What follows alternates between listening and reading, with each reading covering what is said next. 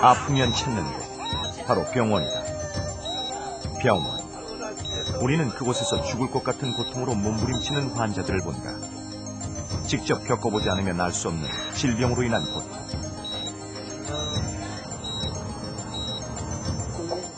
풀 올린 거야?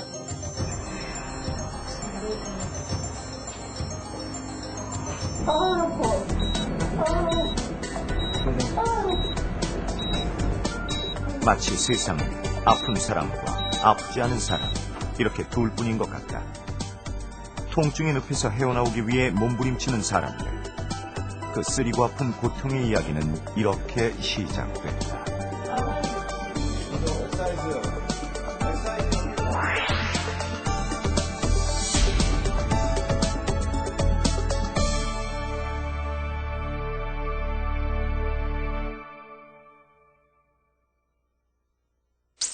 나는 아주 죽겠는데 이 신경이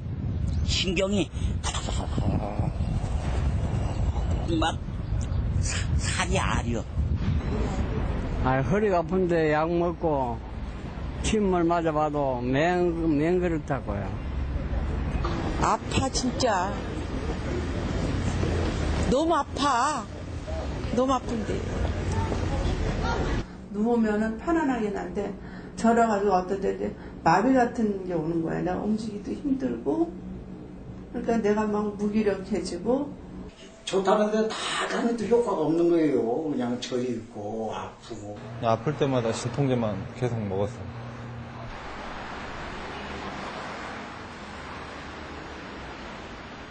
인간의 태초와 함께 시작된 통증의 역사. 그리고 통증에 맞선 의학의 지속적인 발전. 하지만 통증은 지금 이 순간에도 사람을 괴롭게 하는 이름으로 남아있다.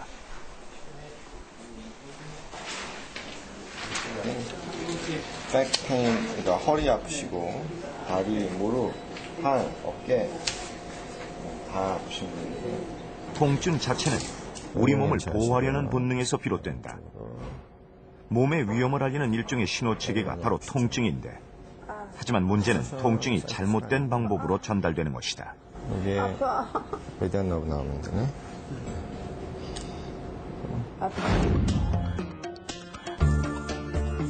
일반적으로 만성 통증을 유발하는 부위는 머리, 목, 어깨와 팔, 허리, 무릎 등이다.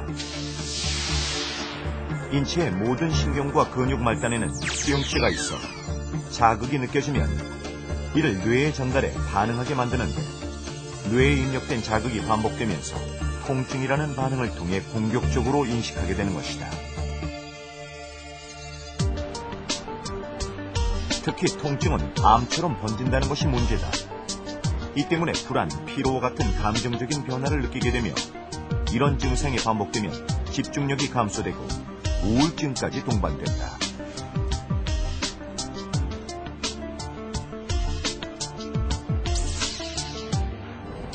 알았어?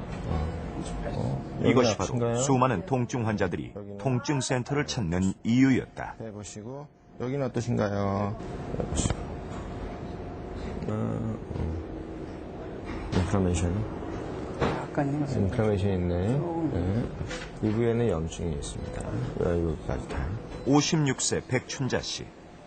팔저림, 어깨, 허리, 무릎 등의 통증 완화를 위한 FIMS 시술이 시작됐다. 투시경화 신경 유착 박리술인 FIMS는 안강 교수에 의해 8년 전 개발된 방법으로 인체의 자연 치유 능력을 극대화시키는 시술로 만성 통증에 있어 80% 이상의 효과를 보인다고 말한다.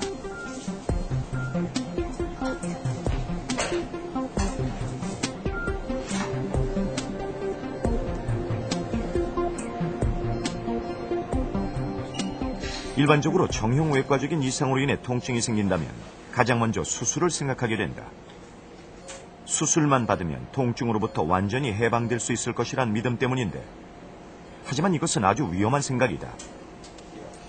몇몇 환자들은 수술 후 더 큰 후유증에 시달리기도 하는데, 그래서 많은 의사들이 수술은 최후의 선택이 되어야 하며 가장 좋은 통증 치료법은 바로 자연 치유를 돕는 보완 시술이라 말한다.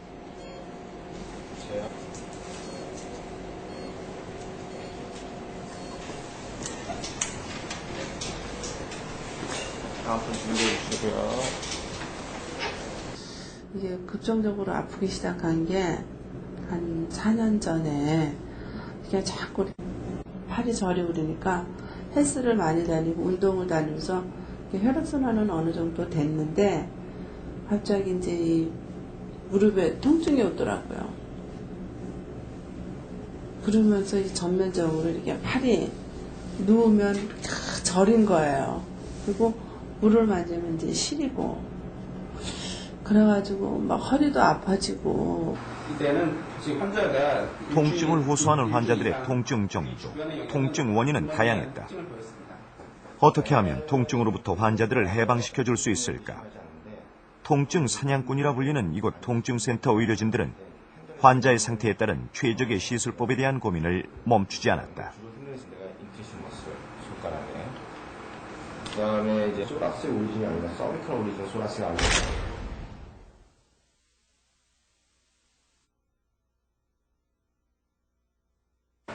살 있는 사람인데 이게 다 다를 거라고.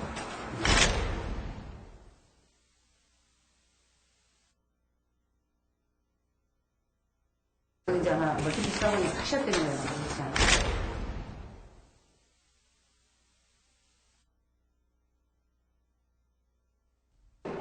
안강, 이영진, 김은하 교수. 이 세 사람의 꿈은 통증 없는 세상이다. 허리는 리오피 한 번 더 가시고요. 리오피 하면 다 한 거고. 중요한 것은 통증이라고 하는 것은 암처럼 번진다는 것입니다. 인접한 신경들을 과민하게 만듭니다. 그래서 결국 기능을 떨어뜨리죠. 그것이 뇌까지 가게 되는데 결국은 이제 우리의 원시적인 뇌뿐만 아니라 대뇌까지 침범을 하게 됩니다.